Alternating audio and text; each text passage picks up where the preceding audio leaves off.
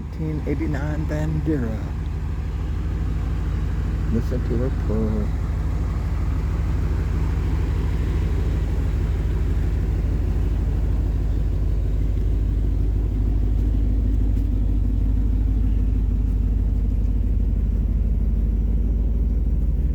Oh yeah, I'm supposed to be talking. Yeah, this van here, I got it off a job that I worked on. It was sitting in our yard. You know, I asked them, I don't know, 4 or 5 years ago, what they were going to do with it. Well, I'm going to turn it into a camper. Well, 5 years later, I went to work there again, and they offered it to me. And so I, hadn't ran for 4 years. So I asked them if it was all right if I, excuse me, I'm trying to sit in the van. Asked them if it was all right if I, see if I could get it running and see if it turns over. And so I brought a battery, put a battery in it. The tires were 2008. You know, and the battery, God, I don't remember, it was like 2015 or something like that. It turned over fine, but it wouldn't start. So the top of the motor was full of debris from a pack rat, and a dead pack rat, a big one. But it didn't look like there was much chewed on. A couple wires maybe, a couple broken vacuum lines. So I went ahead and ordered a tow truck and got it picked up. So there's 20, just a hair under 30 miles. And then I began to work on it. And that's when I tried everything as far as fuel goes, as far as a regulator and vacuum lines and blah, blah, blah. And nothing worked. But you could put gas down the TBI and it'd fire up and then die. So then I was underneath it and I looked under the passenger seat. There was some wires that were chewed. I'm saying, oh, okay, well these must be the fuel pump. So I hooked them all back up. Still nothing. So then I ended up tracing the wires back to the gas tank. And that's where I found, up right where the the fuel pump goes in, wires were chewed. I mean, like right there. There was no fixing them. Well, maybe. I mean, the fuel pump still worked because I did a bench test on it. But I bought a new one anyway. You know, smart thing to do. So I got gas tank in, got gas in it. I took the old gas out, which was actually still fairly decent gas. I put it in another vehicle and it didn't hurt it, but I decided to go ahead and change it all out. Fired right up. And there you go. I now have a running van. I'm leaving the hood. My neighborhood. Look at the clouds. I gotta go to town and get some groceries.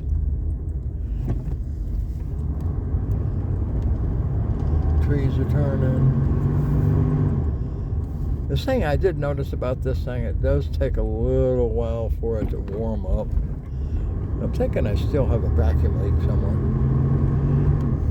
It's like right now when it's cold, it shifts a little hard. But then once it warms up, it's fine. So that tells me my RPMs may be a little bit high. Oh, there's a rose on top of the mailbox. That's weird. Maybe somebody's in love with the mail carrier. So that's what my neighborhood looks like.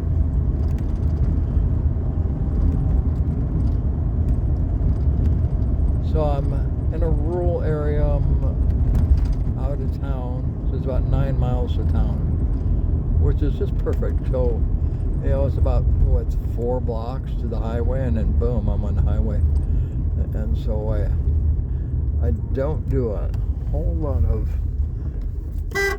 somebody just honked at me, a whole lot of in-town driving. Most of my driving is on the highway.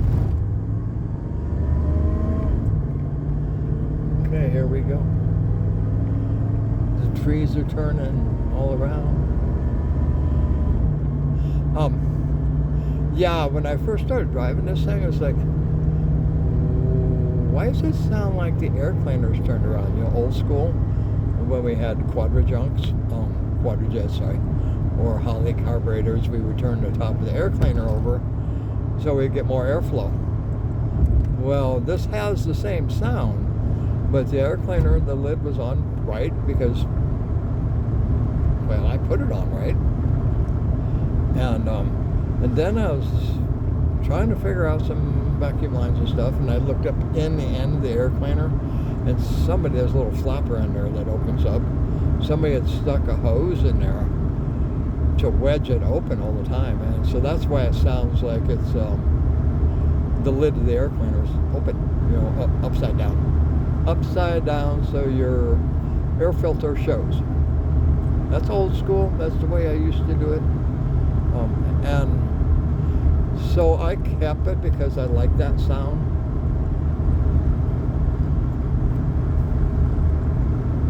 So this is a horrible drive I have. Look at the trees, they're just beautiful. And we're doing about 60 miles an hour. She's a cruiser. It's not real fond of the mountains. You know, if there's a grade, you got to kick it in passing gear. But there again, it could be maybe I have a vacuum line hooked up wrong or something, or there's a leak somewhere else. That would maybe possibly confuse the computer on what it should do as far as too lean, too rich, you know, blah blah blah. So I threw a timing light on it, did all that, bunch of mud. I can't remember where I'm going. Where do I want to go first? I got multiple things that I want to do. Well, anyway, I just thought I'd take you for a little cruise in the Vandura. As you can see, she just hums right along. I think I'm going to go to Harbor Freight. I'm going to look for a regulator for an air compressor.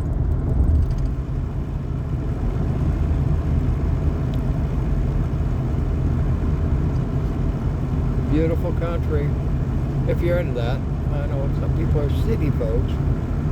I did notice that once I get going over 60, my speedometer kind of bounces. I need to jump under it, possibly re-grease the cable, or at least look at it. Well, I did notice when I took it to Santa Fe the last time that the speedometer went a little wacko. But as long as I don't go over 60, it's fine. And this thing likes to cruise at 65. So what am I going to do? I got to do what it wants.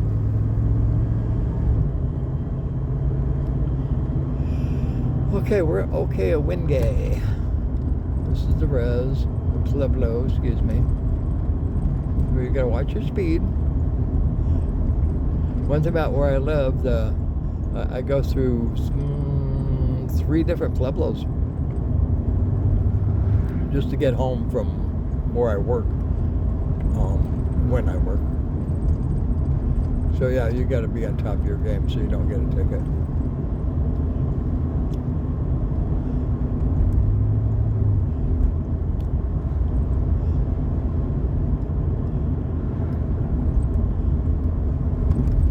Horrible drive, isn't it? Yeah, this is just what I have to look at where I live and why I live where I live.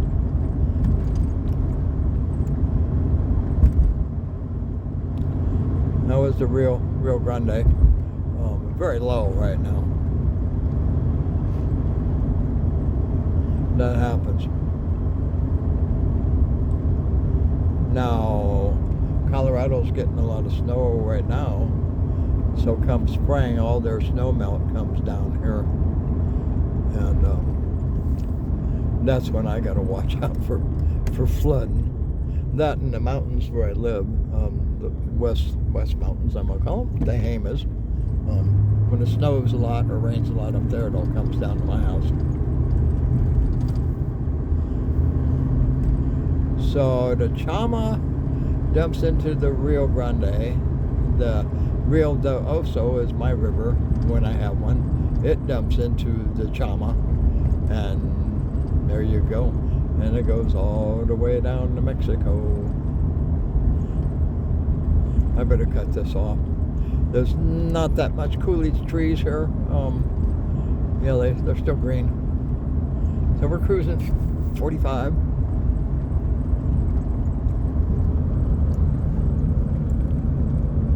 Just typical Pueblo land. New Mexico is it's a weird state. It's kind of a poor state, and some of the richest people live in New Mexico.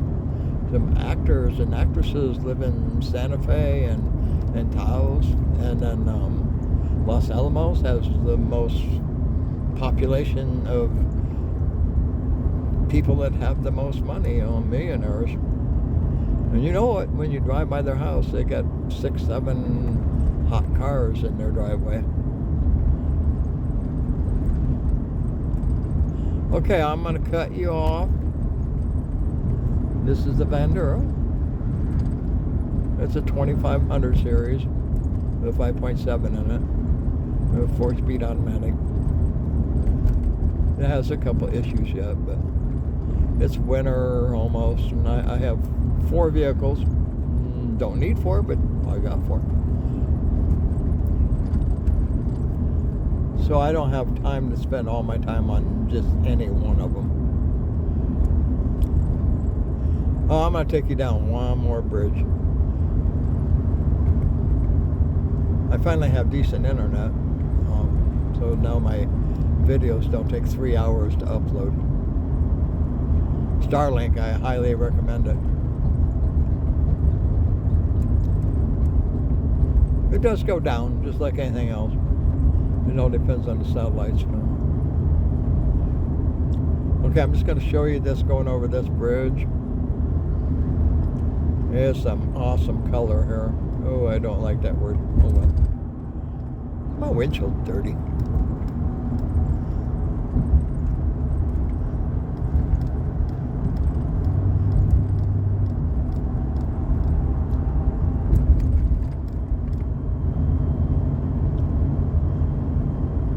Okay, watch your speed in here. I said this is the Pueblo, and we're coming up on a school. Never had an issue, but I try not to speed.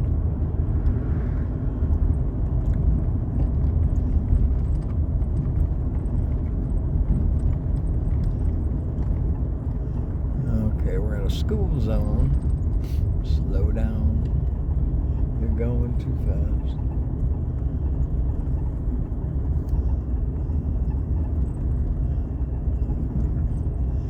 Cruise through here slowly. Don't need no tickets.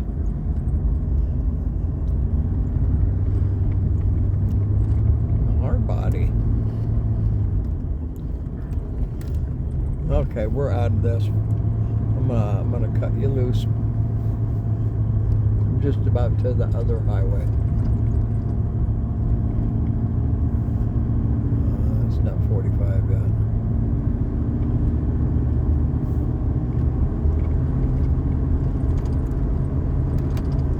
Listen to her roar. Okay, that's all you get. There's the East Mountains now.